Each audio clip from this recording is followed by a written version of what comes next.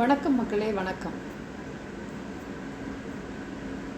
என்னுடைய எஸ்டிவி பூக்கள் சேனல் சார்பாக உங்கள் அனைவரையும் வரவேற்பதில் மிகுந்த மகிழ்ச்சி அடைகிறேன்.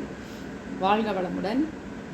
மக்களே, இன்று நம்ம பார்க்க போகிறது என்னென்னா, என்னுடைய சேனலில் வாய்ஸ் ஓவர், திரைப்பட வாய்ஸ் ஓவர் நான் கொடுத்துட்ருக்கேன். ஒரு சில, அதாவது ரொம்ப படம்லாம் கொடுக்கல, ஒரு 4-5 படம் கொடுத்துருக்கேன்.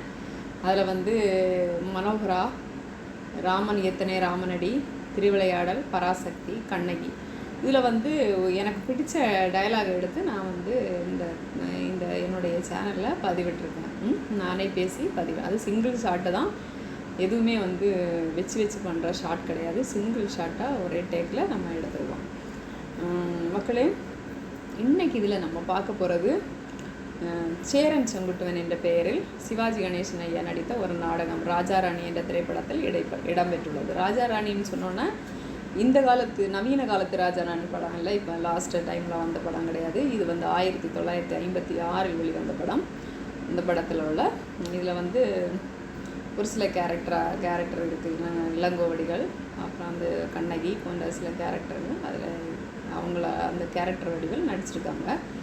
இதில் எனக்கு பிடிச்சது என்னென்னா, இந்த போரில் தன்னுடைய கணவர் தந்தை போயிருப்பார், அவர் இறந்துருப்பார். அப்புறம் கணவர் போயிருப்பார், அவரும் இறந்துருவார் அந்த போரில். அரசன், எல்லாருமே அரசனுங்க. சரி, இந்த குடிமூழ்கி போனதடா, அதாவது தன்னுடைய குலமே போயிடுச்சு, எல்லாரும் போயிட்டாங்க.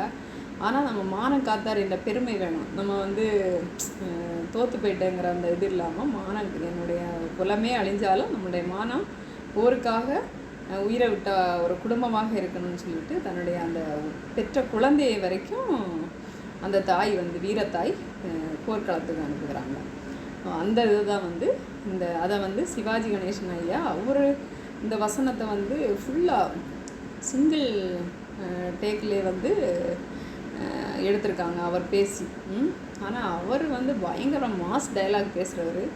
அவர் அளவுக்கு நம்ம அவருடைய என்ன சொல்ல, அவருடைய ஒரு இதை கூட நம்ம தகுதி இல்லாதவர். எனக்கெல்லாம் கிடையாது. ஆனால் மிகப்பெரிய ஒரு மாமேதை.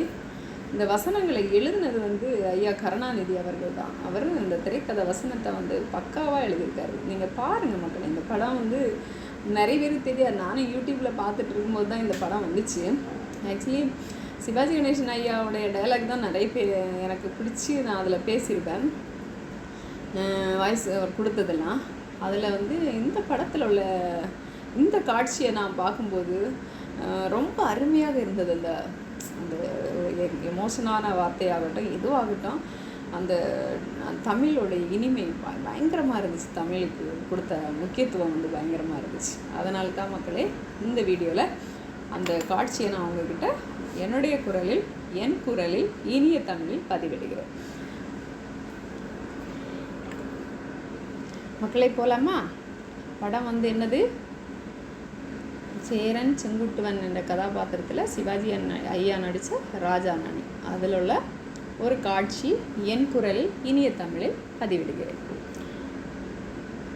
சுவையான கதை ஒன்று சொல்லுங்கள் அத்தான். சொல்லட்டுமா? சோழர் மகளை சேரன் மணந்தான். சேரனுக்கோர் செல்வன் பிறந்தான். செல்வன் இந்த சிலையை மணந்தான். தெரிந்த கதைதானே இது? நடந்த கதை கூட. நடக்காத கதை ஒன்று சொல்லுங்கள் அத்தான். சுவைக்காது கண்ணே அது.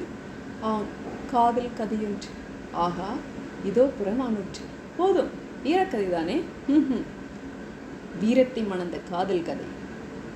தந்தையையும் கணவனையும் போரிலே பலி கொடுத்த பெண்ணொருத்தி தன் மகனையும் போருக்கு அனுப்பிய புறக்காட்சி வேண்மாள் கொஞ்சம் கேளேன். நானே எழுதியிருக்கிறேன் புதிய நடையில்.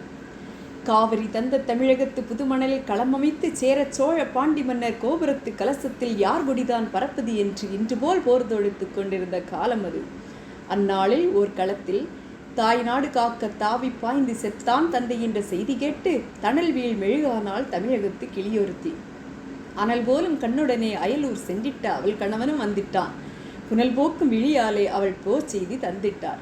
தந்தை களம்பெட்ட செய்திக்கோ தவித்தாய் என்றான். இல்லை அன்பா, முல்லை சூழ் இந்நாட்டு படையிலோர் வீரர் குறைந்திட்டால் நல்ல உடையிலோர் கிழிசல் வந்தது போலென்றோ. இனி தடையின்றி நுழைவரே பகைவர் என எண்ணினேன். அடைபட்ட கண்ணீர் அணை உடைத்தது அத்தான் என்றான். அவன் குகைவிட்டு கிளம்பும் ஓர் புலி என புகைவிட்டு குமுறும் எரிமலை என பகைவெட்டி சாய்க்கும் வாளெடுத்தான், சூளுரைத்தான், சுடர்முகம் தூக்கினான். சுக்குநூறுதான் சூழ்ந்து வரும் பகை என்றான். நாடு மீட்காமல் வீடு திரும்பேன் என்றான். நங்கையோ நகை முழக்கம் செய்து நடந்திடுக கண்ணே என்றாள். திரும்பி வருவனோ இல்லையோ, எதற்கும் இப்போதே ஒரு முத்தம் இந்தா திரும்பி என்றான். கொடுத்தான். பின்பு தொடுத்தான் பகைவர் மீது பானம். போர் போர் எனவே முழங்கிற்று முரசொலி. பார் பார் அந்த பைங்கிளியின் உரிமையாளர் பகைவர் மீது பாய்ந்து கொள்ள வீர பார் என்று பட்டாளத்து தோழரெல்லாம் ஏந்துரைத்தார். அந்த கட்டாணி முத்தாளு கண்வழியே சிரித்திட்டாள். களத்தினிலே அத்தானுக்கு அடுக்கடுக்காய் குவிந்து வர வெற்றிகளை கேட்டுவிட்டு கோட்டைகள் விடுபட்டன. எதிரியின் குதிரை கால்கள் உடைபட்டன. வேழப்படை முறைப்பட்டது. வேல்கள் பொடிபட்டன. எம் கொற்றவன் படைகள் கொட்டும் பேரிகை கோடை இடி என கேட்குது கேட்குது என குதித்திட்டாள். புது பெண் அமைத்திட்டாள். வீரர்கள் வந்தனர். வெற்றி உன் கணவனுக்கே என்றனர். வேந்தனின் தூதுவர்கள் வந்தனர். வாழ்த்துக்கள் வழங்கினர். வீட்டோரத்து தோழிகள் வந்தனர். வெற்றி நீட்டோலை வாசித்து மகிழ்ந்தனர். அந்த அழகி ஆனந்த கண்ணீர் பொழிந்தாள். அப்போது ஏன் இந்த மனிதன் வந்தானோ எழவு செய்தி சொல்வதற்கு. என்னருமை பெண்பாவாய் கண்ணல்ல கலங்காதே, களை செய்தி கடைசி செய்தி கேளென்றான். அந்தோ மாவிலை தோரணம் கட்டி மணவிழா மேடை தன்னில் வாழ்விலே ஒன்றானோம் என்று சொன்ன கண்ணாளன் மார்பிலே வேல் தாங்கி நெல்ல சாவிலே வீழ்ந்து விட்டான். ஆவிதான் போன பின்னும் உயிர்தான் வாழும் மாரணங்கு அச்சடித்த தமிழ் பதுமை கூவி அழுதாள். கொத்தான மலர் அந்த குடும்பம். அதை கொத்தாமல் கொத்திவிட்ட கொடுஞ்சாவை பழித்தாள், இழித்துரைத்தாள். இனி என்ன மிச்சமென்றும் கனியழுகி போனதென்றும் கதறி அழுதாள். பனிவெல்லம் வழிகாட்டி பனைவெல்லம் மொழியுரைத்து பள்ளியறை கவிபாடும் நாளெல்லாம் மண்தானோ, இனி இது தூங்காத கண்தானோ என அழுதாள். அத்தான் பிணங்கிடக்கும் களநோக்கி தொழுதாள். சோகத்தால் வீழ்ந்துவிட்ட அவள் காதில் வெற்றி வேகத்தால் பகைவர் தட்டும் போர் முரசம் பட்டதுதான் தாமதம். கெட்டதுதான் நம்குடி, கெட்டது நம்குடி முழுவதுமே பட்டொழிந்து போகட்டும் என எழுதாள்.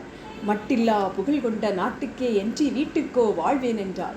மட்டினிலால் நாளி பார்க்கும் விதங்கொண்ட தமிழ்நாட்டு மாதரசி தொட்டிலே இட்டு தான் வளர்த்த தூய செல்வன் அட்டியின்றி கல்வி கற்க ஆலமரத்தடி ஆசானிடம் சென்றிருக்கும் நினைவு கொண்டாள். அங்கு சென்றாள். அம்மா என தாவி பாய்ந்தான். அழகுமிகு மழலை மொழி அன்பு தங்கம். அப்பா தாத்தா ஊர் திரும்பினாரோ என்றான்.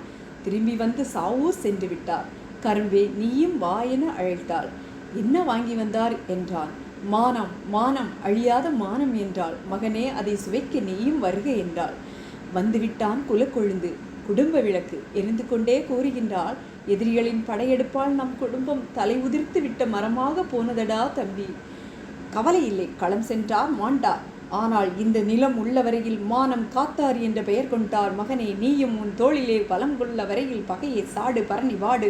இதோ உன் தாய் திருநாடு, உடனே ஓடு என தாவி அணைத்து தளிர்மகன் தன்னை சீவி முடித்து சிங்காரித்து இரத்த காவி படிந்த வாள் கொடுத்து சென்று வா மகனே திருமுனை நோக்கி என வாழ்த்தி விட்ட திருவிடத்து காட்சி தன்னை போற்றி பாடாதோர் உண்டா இத்திருமகளே இப்போ விலகில்.